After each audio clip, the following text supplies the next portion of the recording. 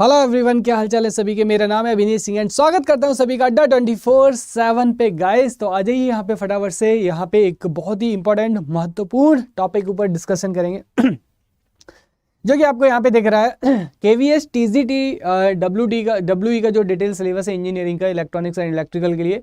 यहाँ पे common syllabus है इलेक्ट्रिकल एंड इलेक्ट्रॉनिक्स का, एक ही पेपर होगा, अलग अलग नहीं है। तो कॉमन सिलेबस है, इसके ऊपर हम लोग डिटेल में बात करेंगे कि आप लोगों का जो सिलेबस है वो क्या क्या है आपका। ठीक है, तो इधर उधर की बातें ना करते हैं, सीधा स्टार्ट करते हैं वीडियो को। तो चलिए यहाँ पे स्टार्ट हो जाइए हुलाला। ओके, तो यहाँ पे देखिए, ये रहा आपका ऑफिशियल आपकी जो साइड है, वहाँ पे आपका ये सिलेबस है। यहाँ पे देखिए examination of TGT that is a, और यहाँ पे जो वर्क एक्सपीरियंस का मतलब है कि यहाँ पे डिजायरेबल है ना, फ्रेशर्स फॉर्म आपके भर सकते हैं, एक्सपीरियंस यहाँ पे डिजायरेबल रखा गया, नॉट मैंडेटरी। तो यहाँ पे देखिए यूनिट 1 है ना, यूनिट 1 में क्या क्या है, circuit fundamental, resistance, Kirchhoff KCL, energy source, magnetism, passive circuit. Basically अगर देखा जाए तो ये पूरा का पूरा दोस्त किसका पार्ट है बताओ।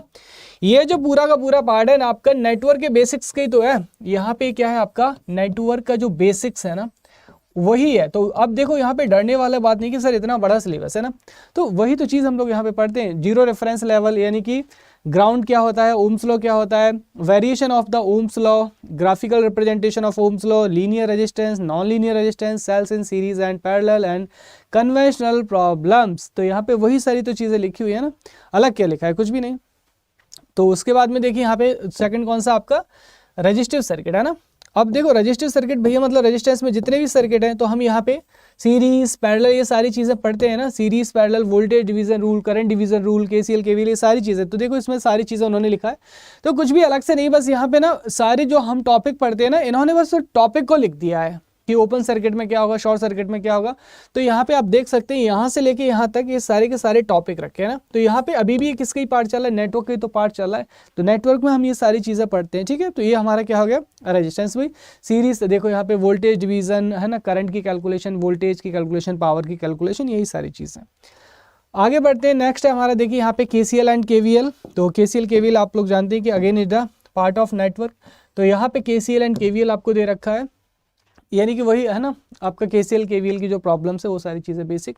नेटवर्क थ्योरम्स, तो यहाँ पे जितने भी हमारी थ्योरम्स हैं आपकी एसपीटी, टेविनियन हो गया आपका, नॉर्टन हो गया हमारा, एमपीटी हो गया, ये सारी जो आपको थ्योरम्स है यहाँ पे दे रखी है। ठीक है, पैसिव सर्किट एलिमेंट। तो पैसिव सर्किट एलिमेंट में देखिए अगेन यहाँ पे क्या दे रखा है इन्होंने, रेजिस्टेंस दे रखा है ना, रेजिस्टेंस, वायर वाउंड रेजिस्टेंस यानी कि कार्बन कंपोजिशन रेजिस्टेंस। यहाँ पे थोड़ा सा ना मटेरियल साइंस वाला पार्ट आ जाता है ना।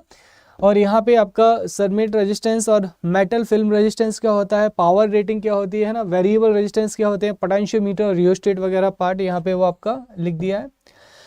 एंड यहाँ पे देखिए variable inductors, inductor in a series parallel, यही आपका पैसिव सर्किट एलिमेंट यानी कि जो आरएलसी है ना। तो आरएलसी में यहाँ पे हम जितनी पीएचडी कर सकते हैं, ये पूरा का पूरा यहाँ पे जो पीएचडी है इन्होंने करवा दिया है आपका। ठीक है, तो ये क्या हो गया आपका पैसिव सर्किट एलिमेंट हो गया। आगे बढ़ते हैं ना। अब यहाँ पे नेक्स्ट है हमारा एनर्जी सोर्स। ठीक है, अब ये एनर्जी सोर्स है हमारा, एनर्जी सोर्स है ना। ये जो एनर्जी सोर्स है, एनर्जी सोर्स में देखिए आपका मतलब प्राइमरी जो एनर्जी सोर्स है आपके दैट इज सेल्स हो गए हमारे, बैटरी हो गए। तो यहाँ पे यही सारे क्या हो गए एनर्जी सोर्स हो गया ना। ये भी आपके जो बेसिक मटेरियल है उसका ही पार्ट है। नेक्स्ट है यहाँ से magnetism and electromagnetism, that is यहाँ पे जो पार्ट है आपका ईएमएफटी नहीं, यहाँ पे मैग्नेटिक सर्किट है ना। मैग्नेटिक सर्किट जो हम लोग मैग्नेटिक सर्किट पढ़ते हैं ना नेटवर्क के अंदर, मैग्नेटिक सर्किट प्लस ट्रांसफार्मर। ठीक है, ट्रांसफार्मर यहाँ पे ये इन्होंने दे रखा है। और यहाँ पे ट्रांसफार्मर क्या करेगा क्या नहीं करेगा ये सारी चीज़ें। तो वही जो आपका, ऐसा नहीं कि सिलेबस में थोड़ा सा अलग है ना, बहुत ज़्यादा अलग नहीं, थोड़ा सा अलग है। यूनिट 2 में देखो क्या दे रखा है यहाँ से, तो देखने की भी जरूरत नहीं है। एसी फंडामेंटल हो गया, सीरीज सर्किट हो गया हमारे, टाइम कांस्टेंट हो गया यानी कि जो ट्रांजिएंट वाला पार्ट है, टनलिंग सर्किट ये थोड़ा एक्स्ट्रा वाला पार्ट है ना, टनलिंग सर्किट ये आपका एक्स्ट्रा पार्ट है।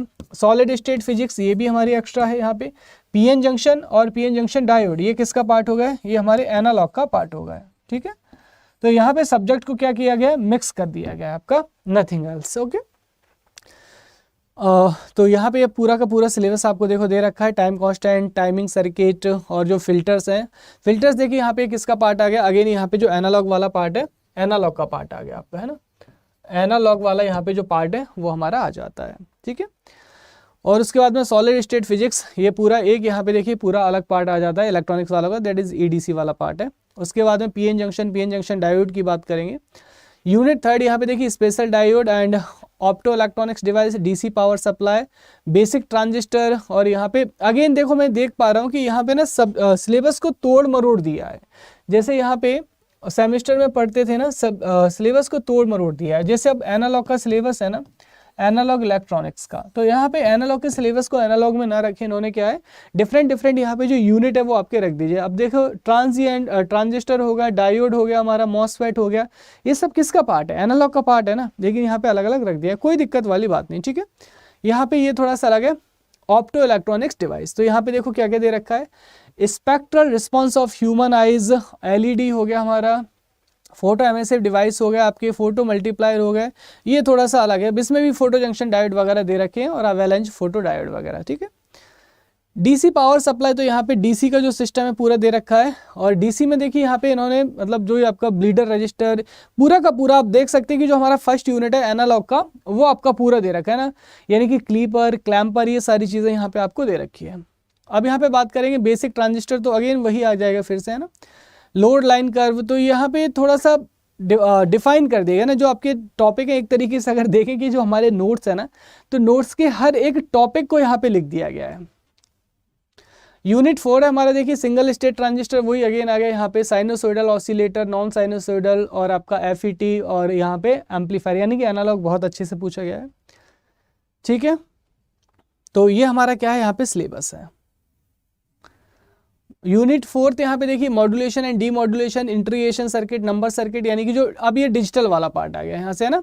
और इलेक्ट्रॉनिक इंस्ट्रूमेंट यानी कि मेजरमेंट वाला पार्ट आ गया। तो आप देख सकते हैं मॉड्यूलेशन, डीमॉड्यूलेशन, है ना, single side band, double side band. तो ये हमारा पूरा क्या है यहाँ पे सिलेबस है आपका।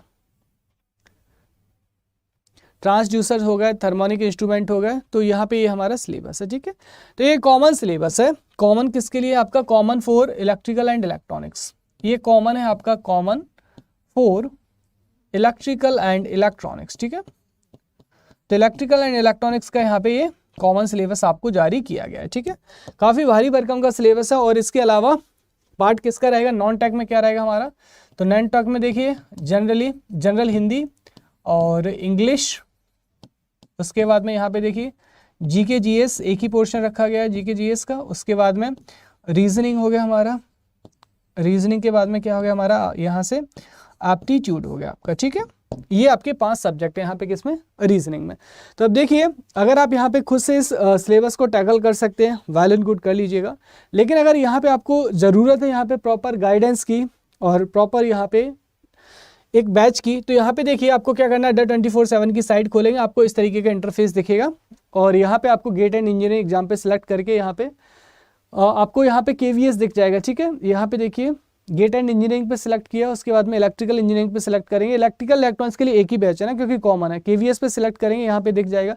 ये प्राइस आपको कतई पे नहीं करना है। यहाँ पे देखो आपको करना क्या है, वी ऑफर्स में जाना है ना, वी ऑफर्स में जाएंगे यहाँ पे, और एक मैजिकल कूपन कोड आपको लगाना है, दैट इज Y433। जैसे आप इस कोड को लगाएंगे यहाँ पे, आपको देखिए यहाँ पे ये बैच कितने का पड़ जाएगा, मात्र 2600 रुपए का। ये जो बैच है आपको यहाँ पे देखने को मिल जाएगा, कितने का, मात्र 2600 रुपए का। तो याद रहे Y433, ये जो कोड है मैक्सिमम डिस्काउंट के साथ साथ में फैकल्टी गाइडलाइन के लिए बहुत ज़रूरी है, अदरवाइज आप फैकल्टी गाइडलाइन के बाहर चले जाएंगे, ठीक है गाइज। तो SSC KVS TGT के रिगार्डिंग अगर कोई भी क्वेरी हो आप कमेंट बॉक्स में पिन कीजिएगा, डेफिनेटली यहाँ पे आपको आंसर मिल जाएगा। Thank you so much everyone.